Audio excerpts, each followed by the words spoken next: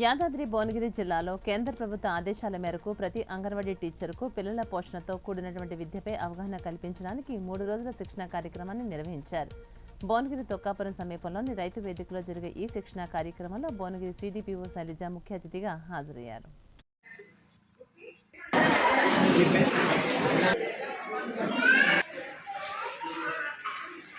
చేసే ప్రోగ్రామ్ ఇది అంటే 0 to 3 years పిల్లల యొక్క వాళ్ళకు స్టిమ్యులేషన్ కల్పించడం, అంటే వాళ్ళకు అవకాశాలు కల్పిస్తూ వాళ్ళలో డెవలప్మెంట్స్ ఎలా జరుగుతున్నాయి అనే అబ్జర్వేషన్లో మనం తల్లులకు అవగాహన కల్పించడం అన్నమాట.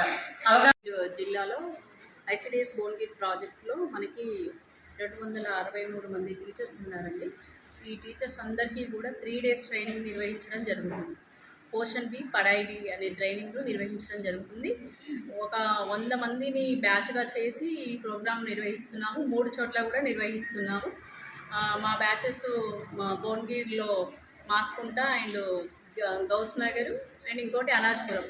ఈ 3 చోట్ల కూడా ప్రతి అంగన్వాడీ టీచర్ ఈ ముఖ్య ఉద్దేశం ఏంటంటే ప్రతి చైల్డ్ కూడా పోషణతో కూడిన విద్యను అందించాలి అనే ఉద్దేశంతో ఇది కేంద్ర ప్రభుత్వం ఆదేశించడం జరిగింది. కాబట్టి మన దేశంలో ఉన్న ప్రతి అంగన్వాడీ టీచర్ని మా గ్రామం అనంతారం అండి.